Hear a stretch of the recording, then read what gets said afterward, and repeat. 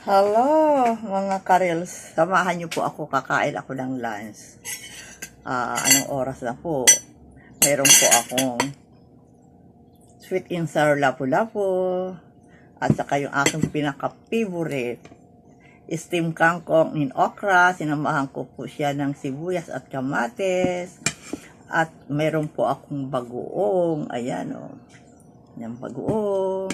At saka yung lagaan ko ng pinag-istiman ko ng kangkong at okra. Hindi ko tinapon. Ayan ginagawa ko siyang juice. Kasi masustansya din po yun. Halina po kayo, kumain po tayo. Unahin natin si okra. Crunchy po yan. Kasi ayaw ko ng okra na na masyadong overcooked. Ang sarap. Samahan natin ng sibuyas, kamates. Saka pa tayo ng bagoong. Bagoong. Ito lang ulam na. Masarap. Si kangkong masarap si kangkong.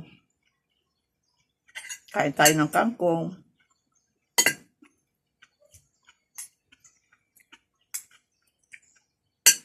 Iwas tayo muna ngayon sa mga meat. Dito muna tayo sa simpleng ulam. Pagkain ng Pinoy.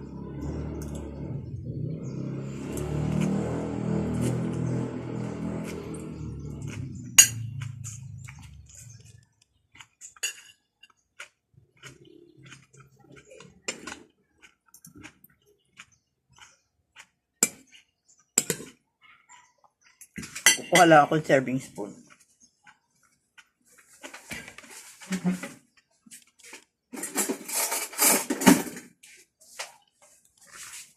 Kasi kakain tayo ng lapu-lapu.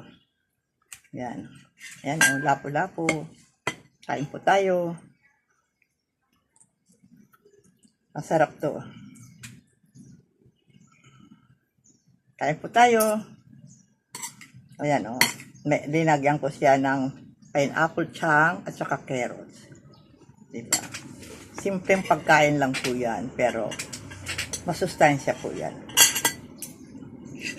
Samahan niyo ako sa aking pananghalian.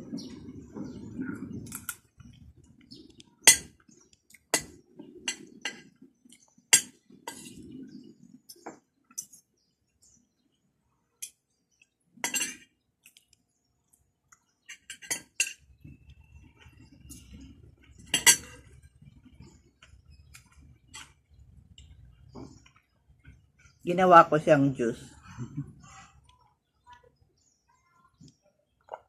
Ang sarap ng lasa. Lasang okra at saka kangkong. Diba? Very delicious.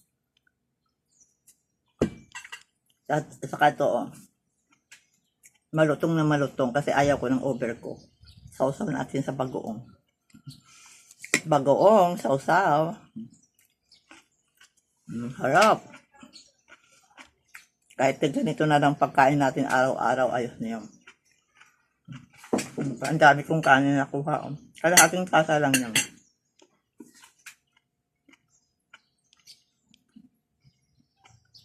Baka hindi ko pa maubos. Sausaw ulit sa bagoong.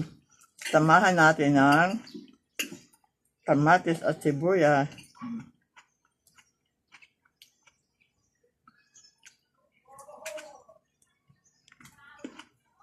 Okay ba?